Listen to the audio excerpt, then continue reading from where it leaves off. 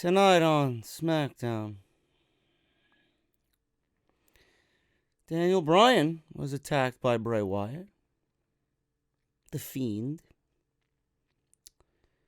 That's pretty cool, I guess. Sami Zayn.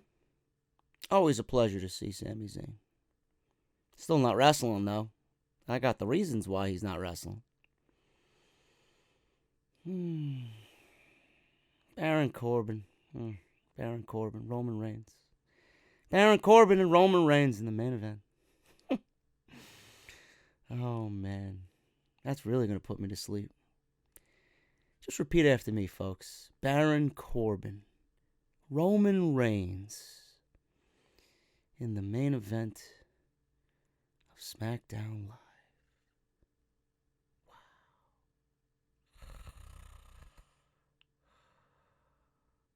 Wow. Oh.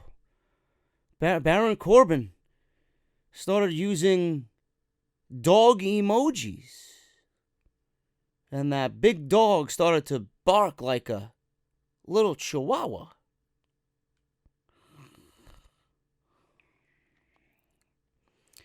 Well, we're worthless women's matches, always. Sasha Banks, always nice to look at. Got new theme music. Manchester, man. What happened, Manchester? You guys were so boring. Oh, I get it. WWE only comes around once a year, but you gotta go to the shows, though. I know. Oh, man. We're gonna sleep good tonight. If you guys haven't fucking slept already, the fucking show tonight. Did I break anything? I knocked my fan over. I knocked my fan over, man, by throwing my fucking pillow. The pillow that's on my secret lab gaming chair. Oh, man. I swear to God, man. I don't know. I don't know. What am I supposed to talk about? What am I supposed to talk about tonight? Really? I did not even watch. I did not even watch at 9:40. What was it, 9:42? When Baron Corbin and Roman Reigns were in the ring.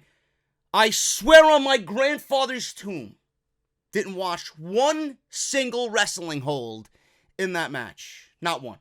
Read the spoilers. I went back to the TV to go see what was going on. Apparently Robert Roode and Dolph Ziggler were out there. Oh my God.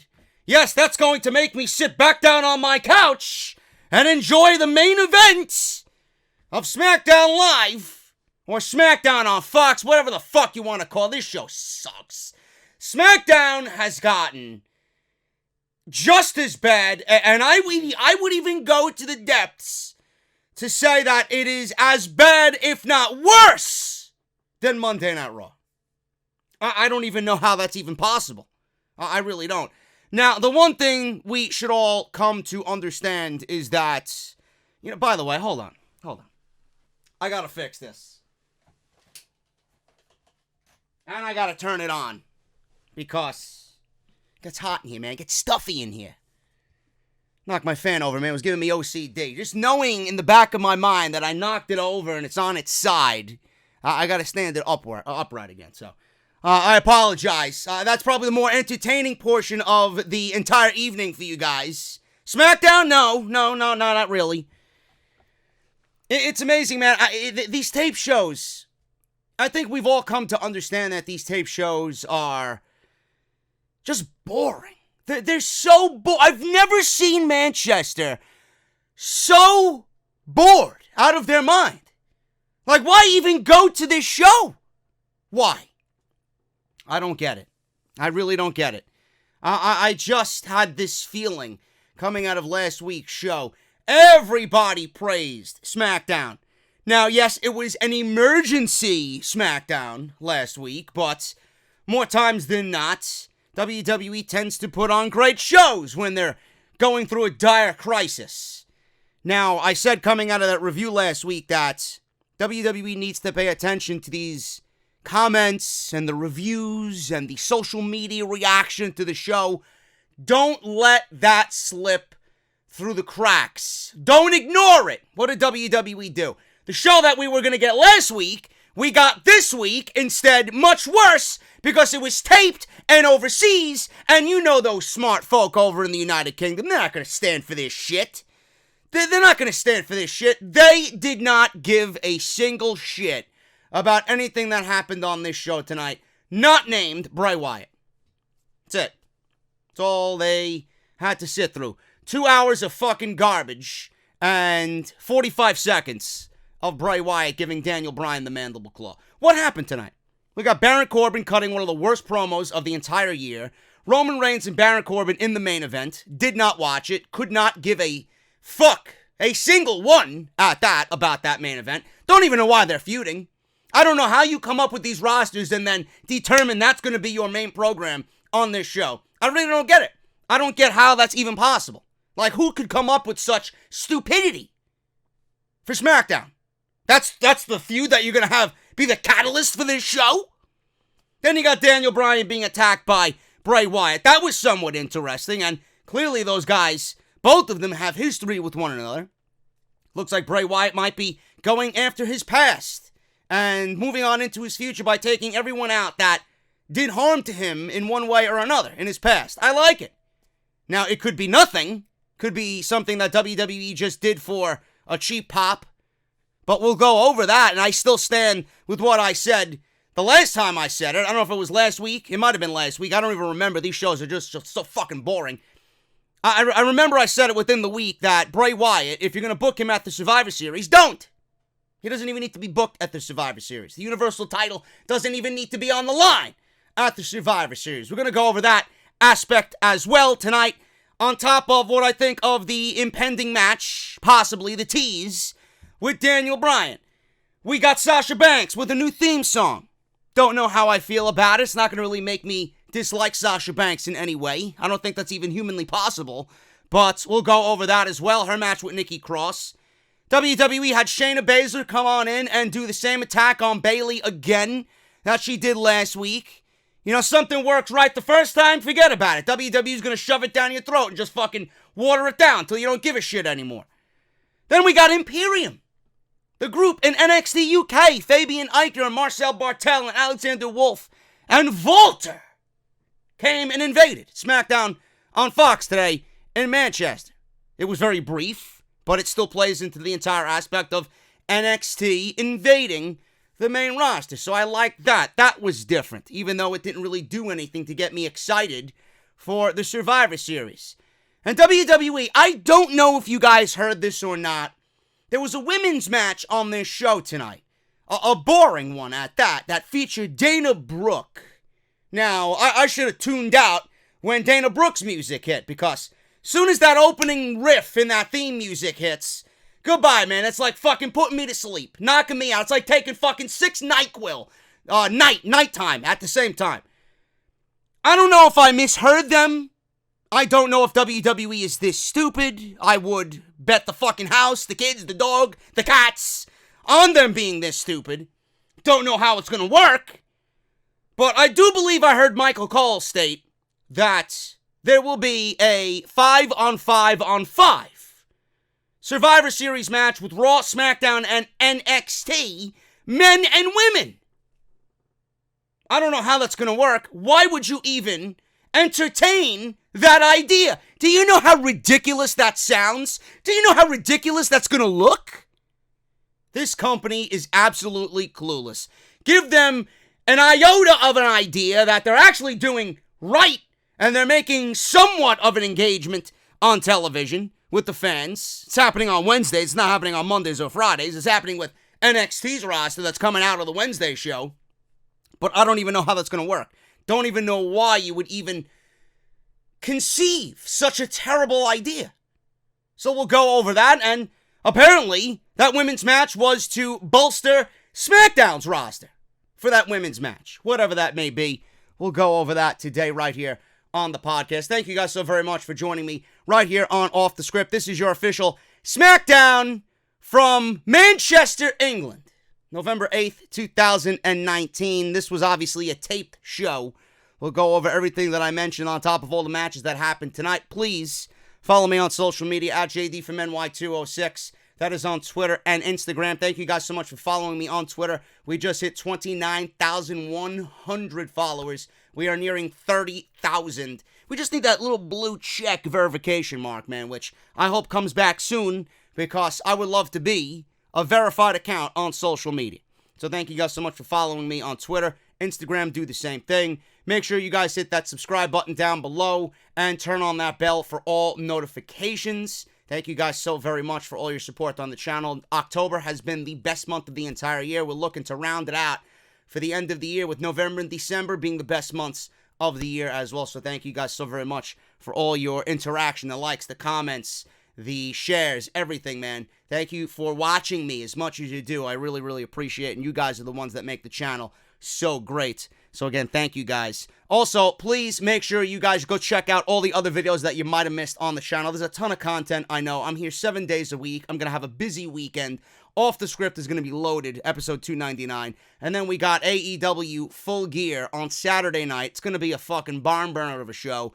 I'm going to be covering it. We'll be right here on the channel with the review. So don't look anywhere else, man. I got you guys covered the only way you can expect, with quality and expertise right here on Off the Script. So please make sure you guys go and check out all that other content before this weekend's loaded schedule of content. And make sure you guys support the Patreon page, patreon.com/JD from NY206. We never hide anything behind paywalls. We never gloat you into signing up. We never beg. We never e-beg. We never do any of that stuff. So make sure you guys show some extra appreciation. I am here over 40 hours a week working on this channel.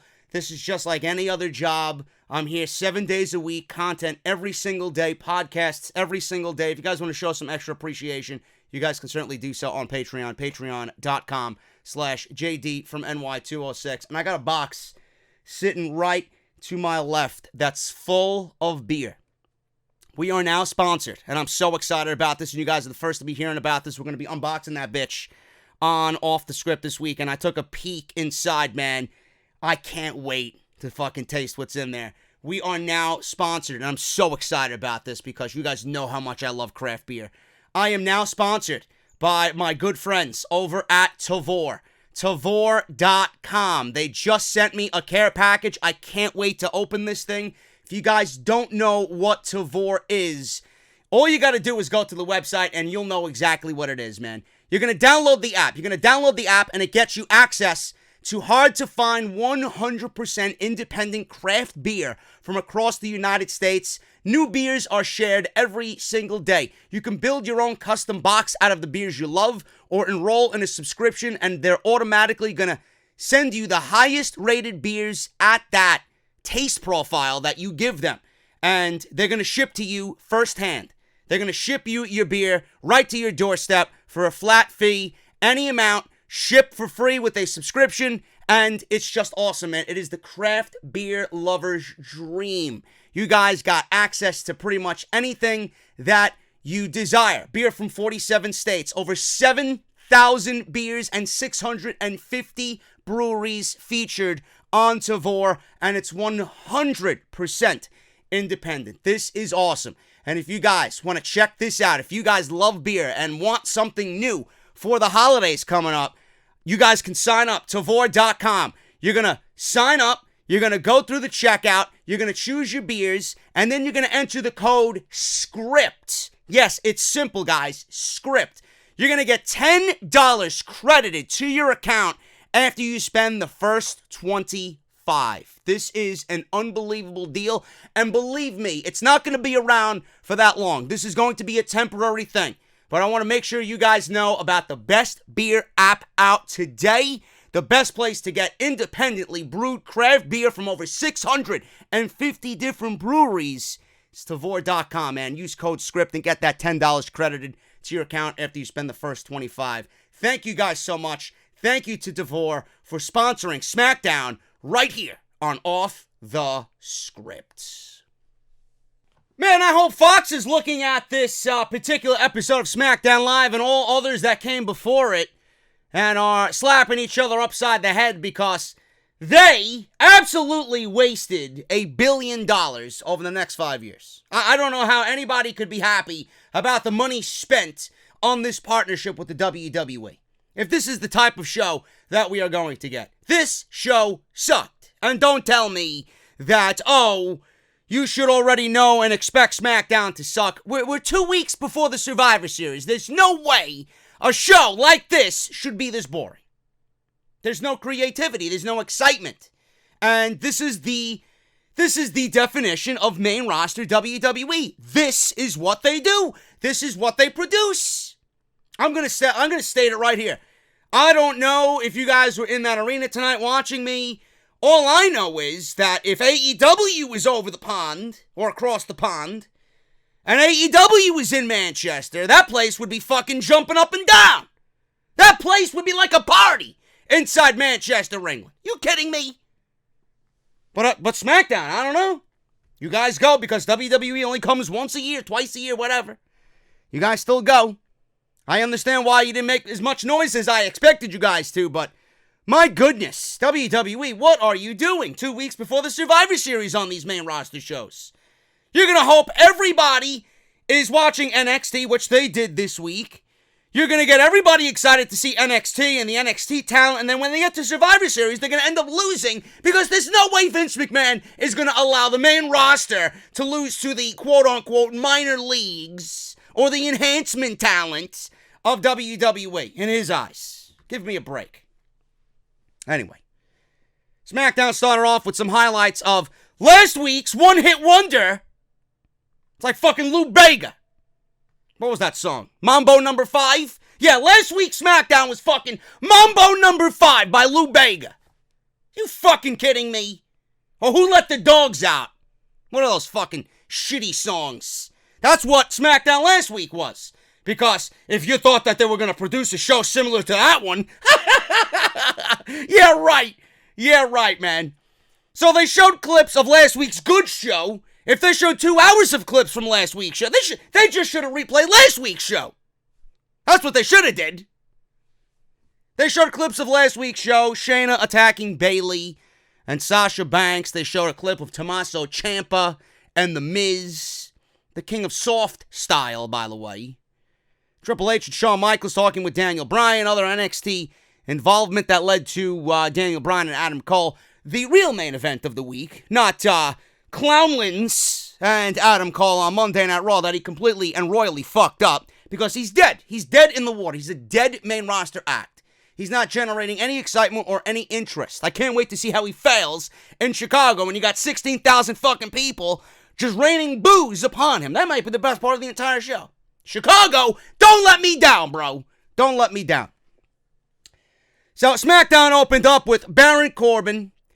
Guy looks fucking ridiculous coming out with his cape or his whatever, his fucking robe and his black crown and his shitty mashup theme music. I don't get it. Do you need to really add that royal-esque part in his theme music? What's wrong with his original theme music? He's got some of the best original theme music in WWE. You're gonna throw that shit in there? We already know he's a fucking king. A shitty looking one at that. We can look. We don't need to hear. Baron Corbin comes out, and they went over his accolades. He was a 3-time Golden Glove champion, Andre the Giant Battle Royal winner. Like that did anything for his fucking career. 2019 King of the Ring winner. Like that's gonna do anything for his fucking career. Yeah, but we got Shorty G born from the King of the Ring, so I guess all hope is not lost. So, we got Baron Corbin talking about Roman Reigns. He said all the WWE Universe can talk about is how NXT took over SmackDown last week. He said it's embarrassing, and there are many to blame. But most of the blame rests on the shoulders of Roman Reigns, the supposed locker room leader. Corbin talked about Reigns' accomplishments, which were very direct and scripted. Vince. Oof, man, I can't get over this allergy shit that's just kicking my ass the last couple of days. Excuse me. Corbin talked about Reigns' accomplishments, talking about him battling leukemia and, him main eventing WrestleMania 4 times in a row. Blah, blah, blah, blah, blah. All the shit that we hate about Roman Reigns. And WWE will never, as long as this guy's alive and breathing, they're never going to allow you to let it just be. They got to throw it in your face every single time. He then called the fans fickle, blood-sucking fans in the audience. And they only care about one thing, which is, what have you done for me lately? Oh, yeah, I wonder who wrote this fucking script for Baron Corbin. Sounds like a Vince McMahon MO if I ever heard one. So, there he goes. Vince McMahon taking his obvious frustrations out on the fans through Baron Corbin this evening. What do you think, I'm dumb?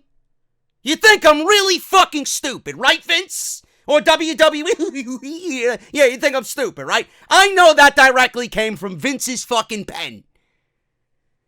Anyway, said Reigns hasn't done anything lately. Yeah, he hasn't. Watch him get a fucking WWE Universal title match against Bray Wyatt now. He hasn't done anything lately.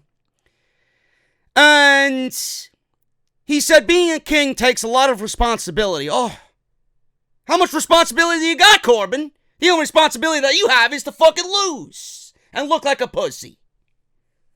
He said Reigns is half the man and stepped behind what he used to be. He said his Shield brothers abandoned him. Oh, yeah. Yeah, Jon Moxley went right where he belongs. He's in a match against the best wrestler on the planet on Saturday night. I'm sure he is very happy where he is going to be for the next 3 years. And I'm very sure he's happy with the paycheck that he's receiving at the end of the night as well. Seth Rollins? I don't know. Seth Rollins may hang himself by the end of the evening. I don't fucking know. Because of all the negativity on social media. So, his Shield brothers abandoned him, and the fans are starting to see through him. He said he still calls himself the big dog, but he thinks the big dog's testicles have shriveled up into itsy-bitsy tiny little marbles. Remember when I said this came from Vince McMahon's pen about, him being frustrated with the fans, so he takes his frustration out on the fans through one of his fucking mini minions via promo? Yeah, this is a Vince McMahon line. Shriveled up, itsy-bitsy, tiny little marbles. Now you know why Jon Moxley went to AEW. So we then see a graphic on the Titantron of a dog emote. It's the big dog's fucking logo. It's the big dog, whatever the fuck you want to call it. The Rottweiler. The graphic that they got for Roman Reigns, and instead of barking like a dog that size should bark, they put into the sound the barking of a chihuahua with the big dog barking via emoji. So we heard a very soft "We Want Roman" chant. And then it's just after this, I just wanted to shut the show off. Corbin said his bark is worse than his bite. Oh my God, man, this is fucking Academy Award-winning promo material here from Baron Corbin. Reigns didn't come out.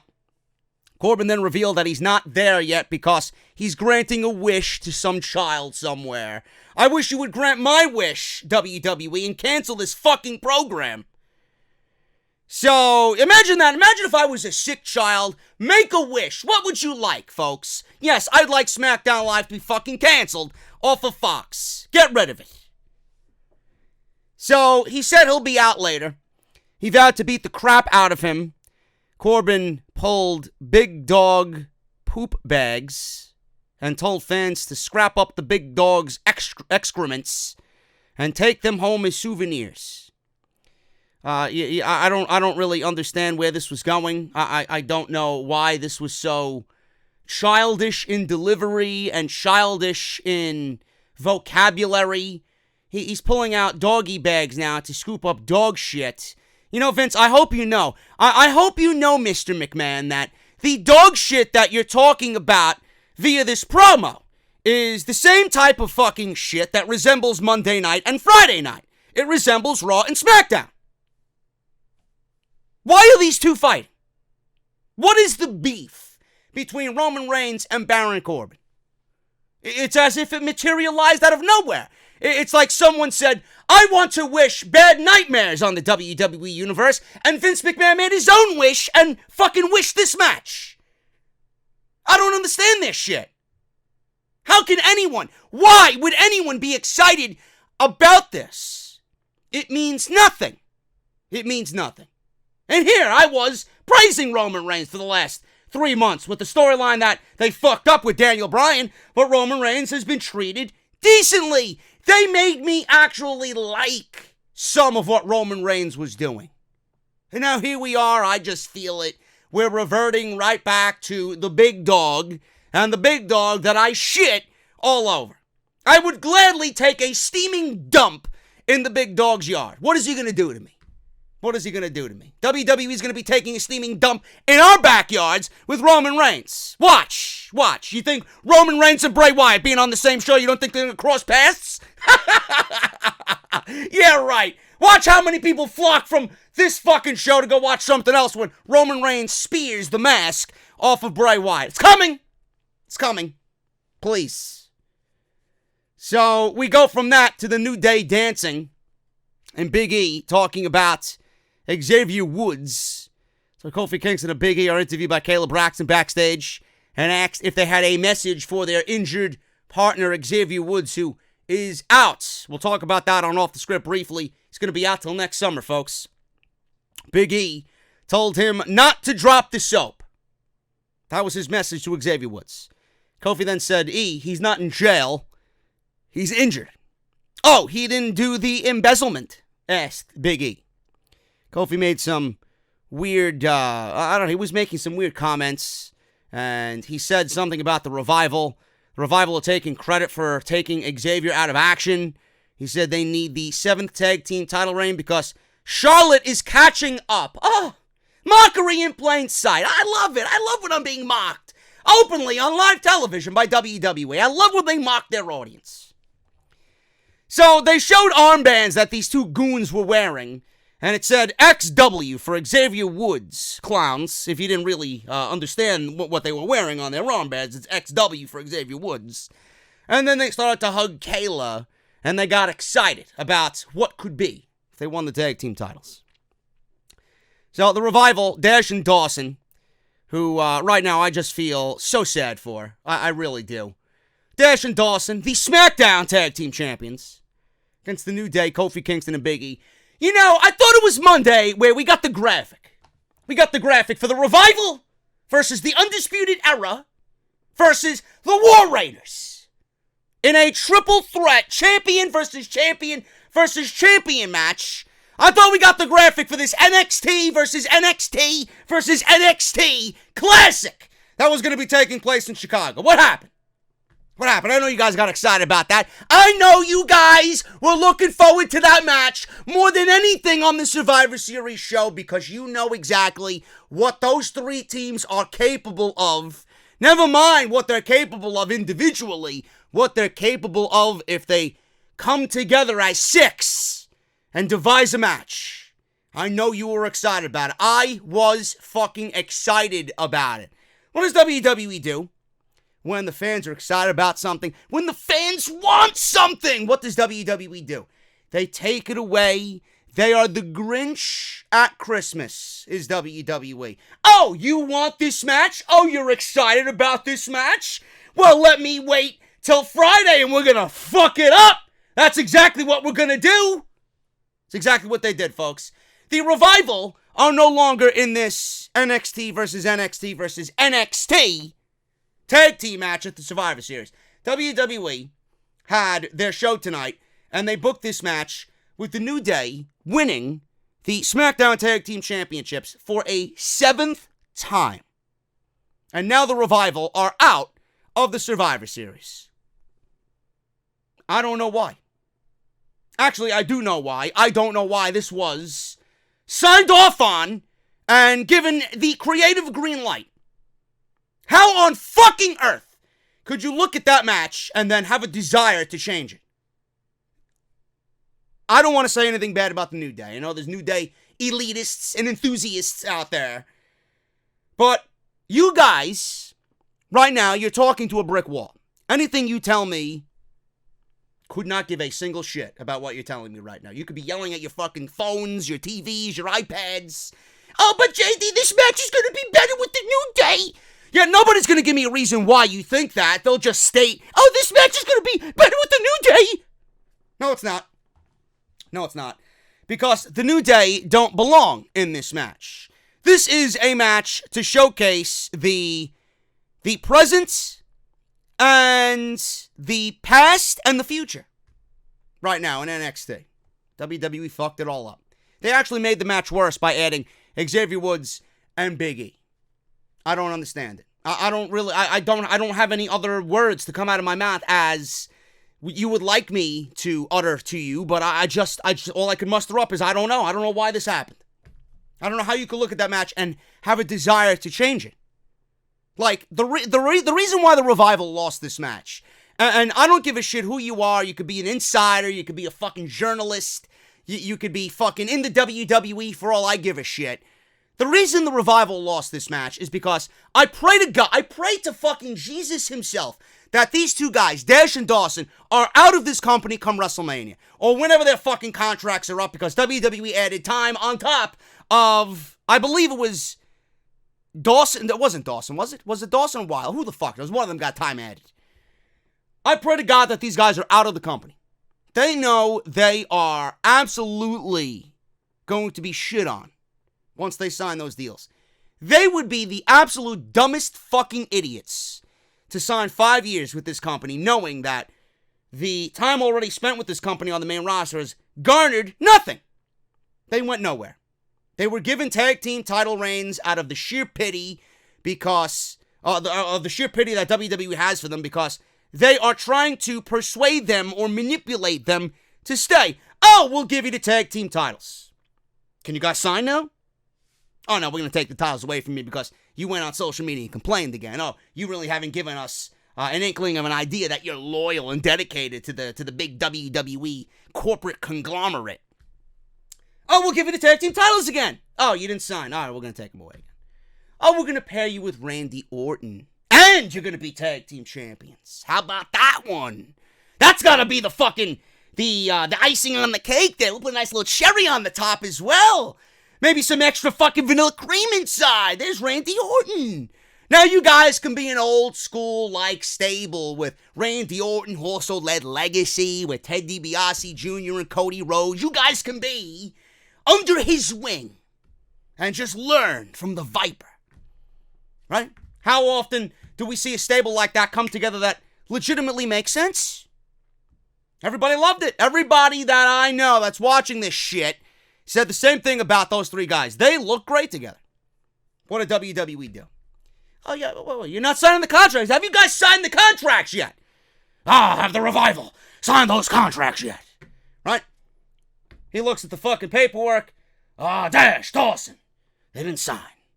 So they ship Randy Orton to Monday Night Raw. Done. Get Randy Orton to Monday Night Raw. Revival, go to SmackDown. They are now all by themselves. They are still tag team champions.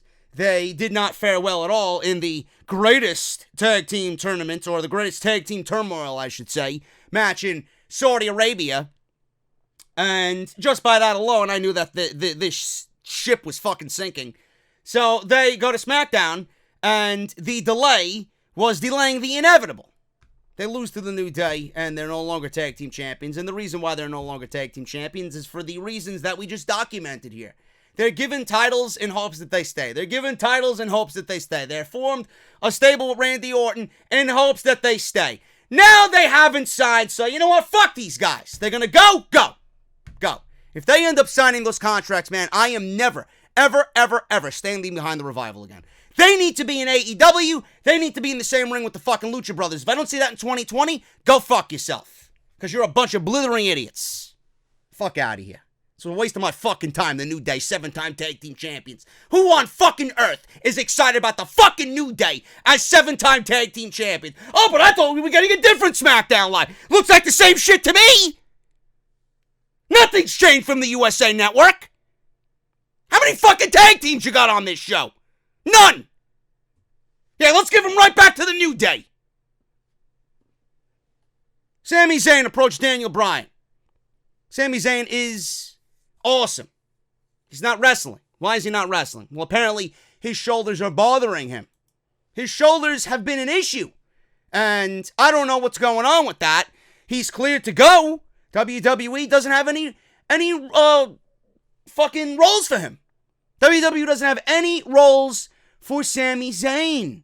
And Dave Meltzer talked about this on why Sami Zayn has not been wrestling. He says this on The Observer, and I quote, Sami Zayn was having trouble with his shoulders in recent months, which is why he's been wrestling less and less and has been managing Nakamura. But we're told he's okay and can wrestle, but this is the role that they have him in. End quote. Zayn underwent shoulder surgery last year, so double shoulder surgery. Not one, it was just two shoulders. Two shoulders at the same time. So he is obviously having trouble with that. He's good to go, but WWE has more value in Sami Zayn being a mouthpiece than being a professional wrestler. And to be honest with you, from my expert opinion, I honestly think this is the best role for Sami Zayn to be in right now, because if you look at Sami Zayn's track record, when he was in the ring, he didn't win a fucking match. Has he even won a match since him coming back to the WWE after the shoulder surgery? I don't even think so. I think he has legitimately 0 wins on TV. So if this is the best role that they have for him, you might as well stay in it, because you're kicking ass as a mouthpiece on this show. Invitation to join him and Nakamura. He said he's okay that he didn't answer right away. He said, though, he had answered yes, or if he had answered yes, he would have been NXT champion this week, meaning that he would have beaten Adam Cole with the help of him and Nakamura. He said there was no way he would have allowed Cole to beat him. He said like-minded individuals have to stand together. He said he doesn't understand what he can do for his career and his life. He said to Bryan to check with Nakamura, who has been liberated and is firing on all cylinders lately. Sure thing he is, Sammy, sure thing. He took credit for Cesaro being in a main event match 2 weeks ago because of him. He told Bryan to check with them because they'll be in a tag team match later. He invited him to watch what he does for them and what they can do. Bryan seemed to soak up all of this from Sami, and that was pretty much it. He didn't say anything at all to Sami Zayn. Heavy Machinery came out for a match against God knows who. Might have been the B team. It might have been some fucking scrubs that they plucked from the local beer hall that were just sitting down, enjoying a nice dish of fish and chips and a nice cold Guinness. Hey guys, you want to make some extra pound? Come on in. Come on in. We got you. Heavy Machinery came out for a match, and out of nowhere, Imperium from NXT UK attacked them. We got Walter, or Volter, Alexander Wolf, Marcel Bartel, and Fabian Eichner, who I think are fucking incredible as a tag team. They came out, all 4 of them beat up Heavy Machinery, Big E, Kofi, Apollo Snooze, and Ali with Gable ran out to evade, or I guess chase off, the Imperium guys, and that was pretty much it. That was pretty much it. So their scheduled match didn't take place. Sad. Sad. Kayla called it a brazen attack. The only other guy I know who uses brazen has a dead YouTube channel. I will not be uttering his name here. Another brazen attack by NXT. Had to throw that in my notes, by the way. She introduced Sasha Banks and Bayley. They said the NXT women will always live in their shadow. It's funny. It's funny you say that, because I guarantee you both of those women would love to be back down in NXT. So they put NXT on the map, the women's division in NXT on the map. Well, they put the women's division in general on the map. That's 100% factual information. Bayley said last week on Raw it was the Shayna attack. Shayna and Becky said that they would keep an eye on her. She said that they better, because she's the only woman to hold the NXT Raw and Smackdown titles. She says they can play takeover games too.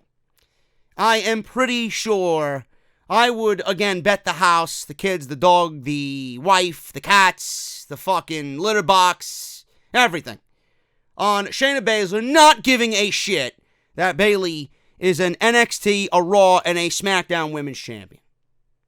I don't think she gives a shit.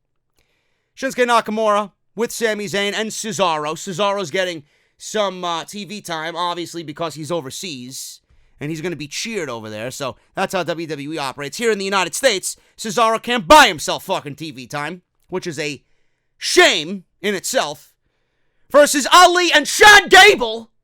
Not sure if you remember him, Chad Gable. So this one went to Nakamura and Cesaro in 4 minutes. Awesome. These 4 guys in a match for 4 minutes. Yeah, great. Great, yeah, but we got Roman Reigns and fucking Baron Corbin in the main event for 17 fucking minutes. So Bryan was on the stage. Sami was there, as usual, doing Sami Zayn-like things. He was going to knock Ali off the top rope, but Gable cut him off. Cesaro then knocked Ali off instead. Nakamura then hit the Kinshasa, and that was it. I don't know what else you want me to say. The match was 4 minutes, and it should have been 14 minutes. This is your future right here, and they get 0 opportunity to get their shit in. So why am I going to care? Bryan and Nakamura and Zayn, this little back and forth is somewhat intriguing, and Bryan hasn't really uttered anything to Sami Zayn, so you got my interest. I'm interested to see where they go with this. So we got Nikki Cross walking down the hallway. She's excited to fight Sasha Banks tonight. So we got Sasha Banks and Nikki Cross. This one went 10 minutes. Sasha Banks comes out with new theme music that was remixed by Snoop Dogg. So that was pretty different. Bayley's new theme music is awful.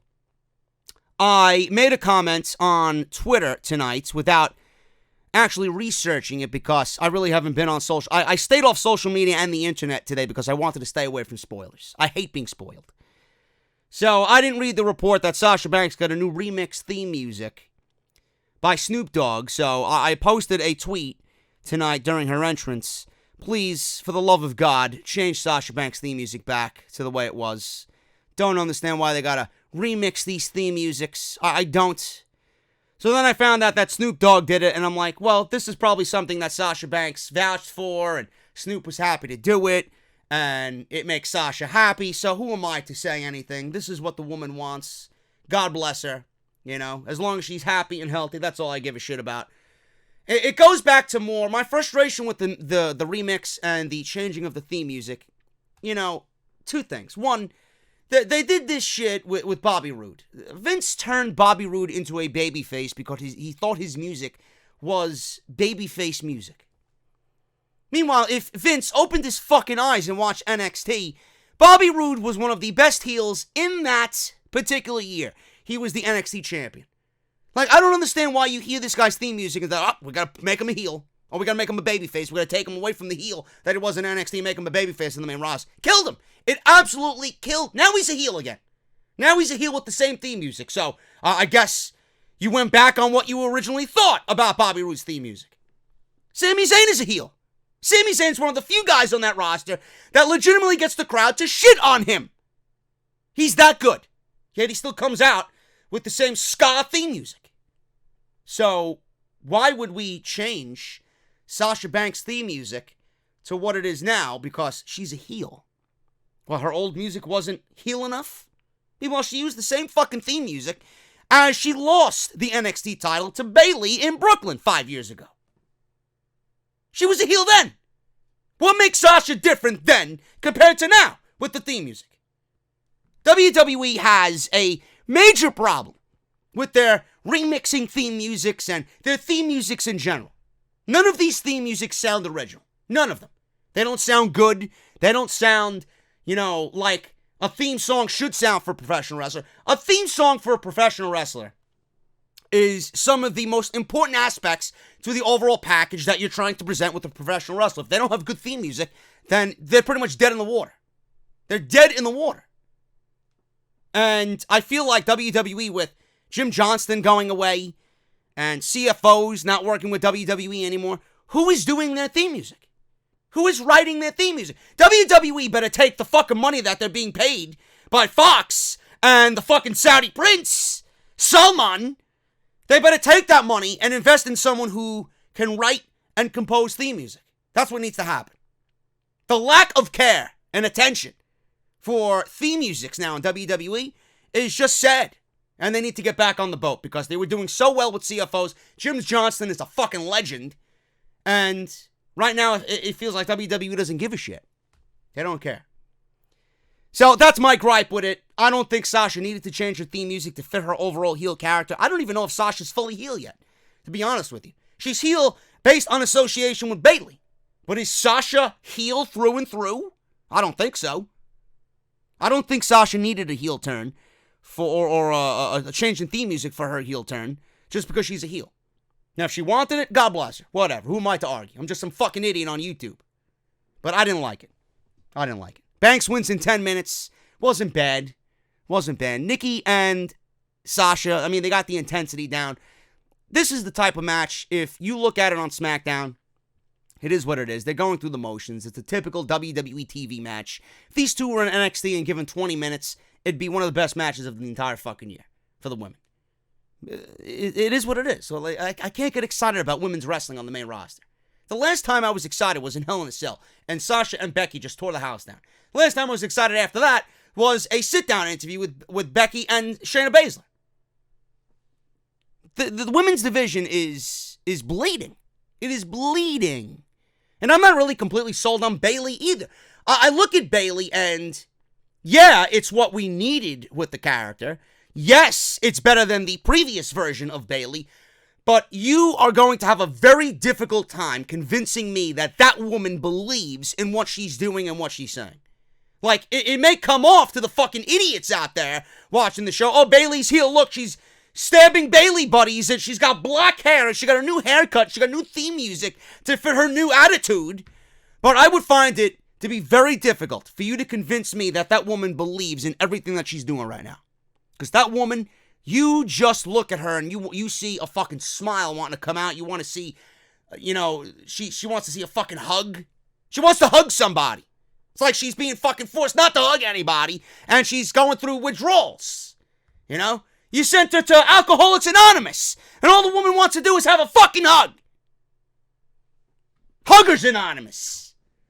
Whatever, I could use a fucking beer after this fucking show. Banks wins in 10 minutes with a bank statement. Clean. There you go. I guess Nikki Cross wasn't that big of a threat to Bayley's Women's Championship. Never should have won that match a couple weeks ago to begin with. Sami Zayn says he knows artists can be temperamental, but he thinks Bryan should have come to the ring and celebrated with them.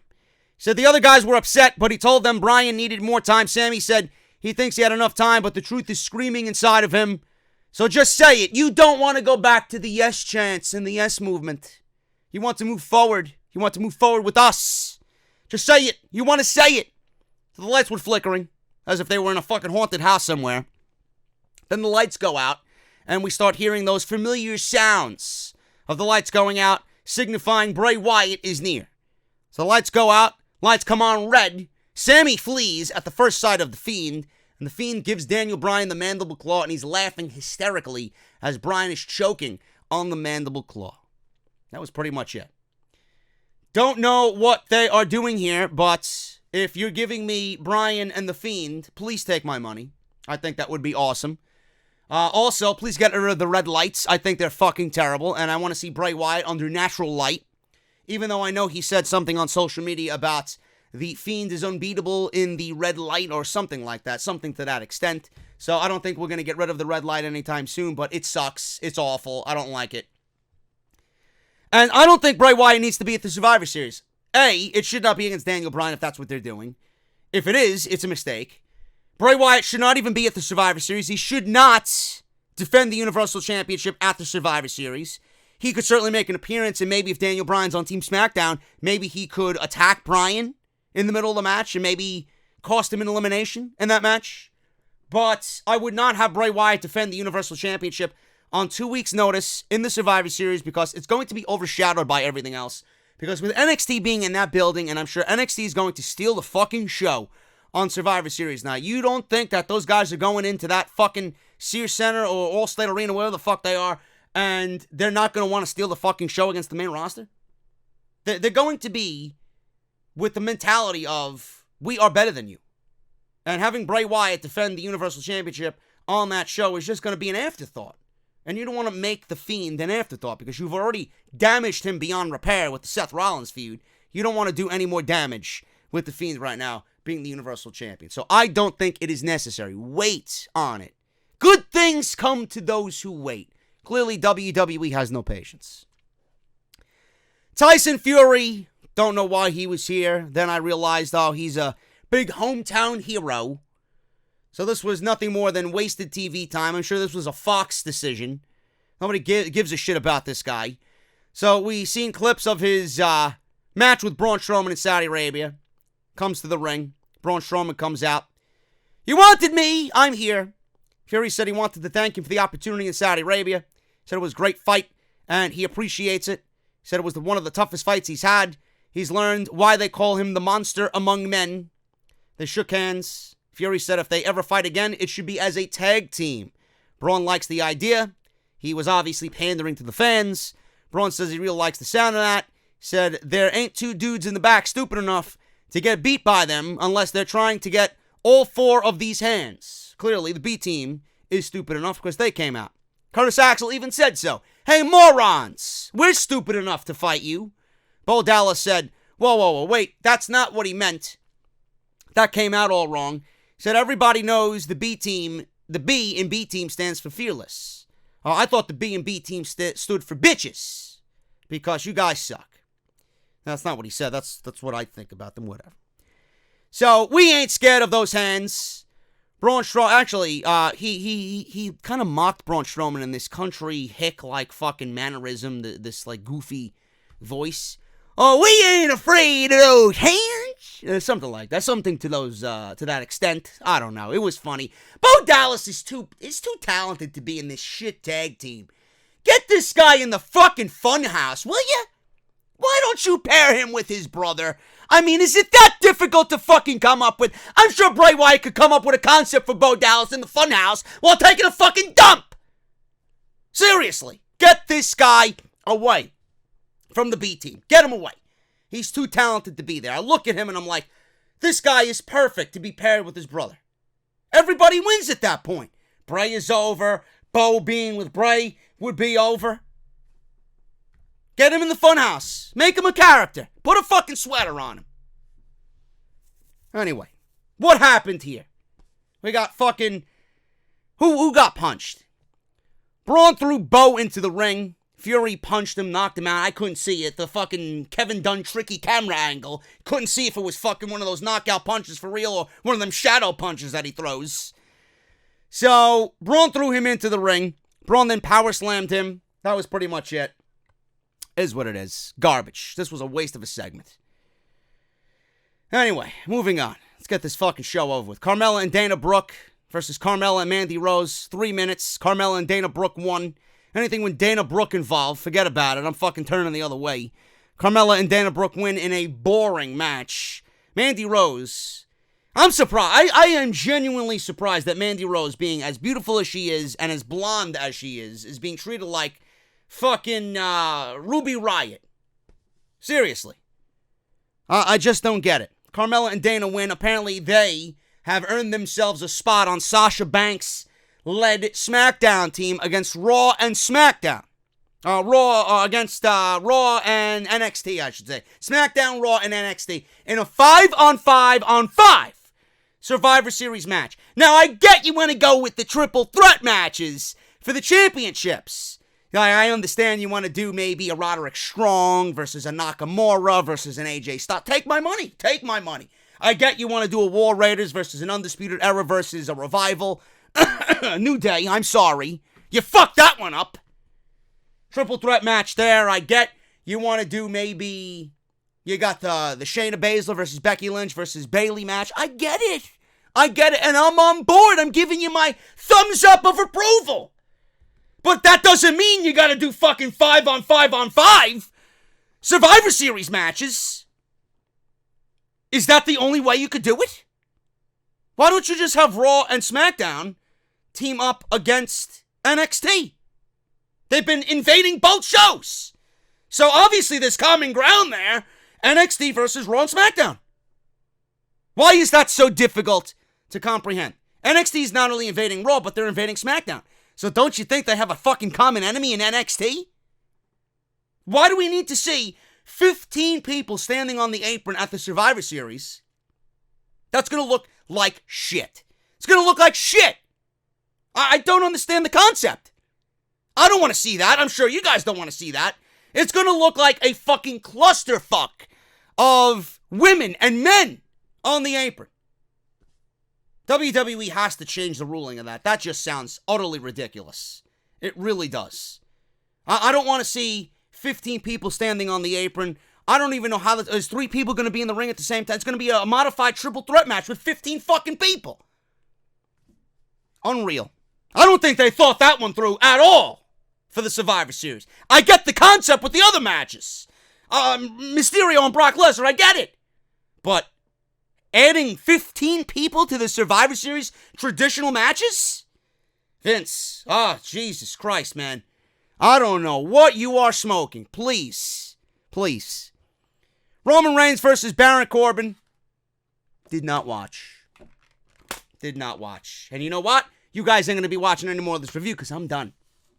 You couldn't pay me all the pound in the world. You couldn't fucking give me all the free rounds of Guinness to watch this shit. Roman Reigns and Baron Corbin in the main event on SmackDown. This is a new era, a new start, a fresh start, a reset of SmackDown Live. And this shit is just as bad, if not worse, than Monday Night Raw. Baron Corbin won with the help of Bobby Roode and Dolph Ziggler. Oh my God, man. I'm going to lose sleep over that one.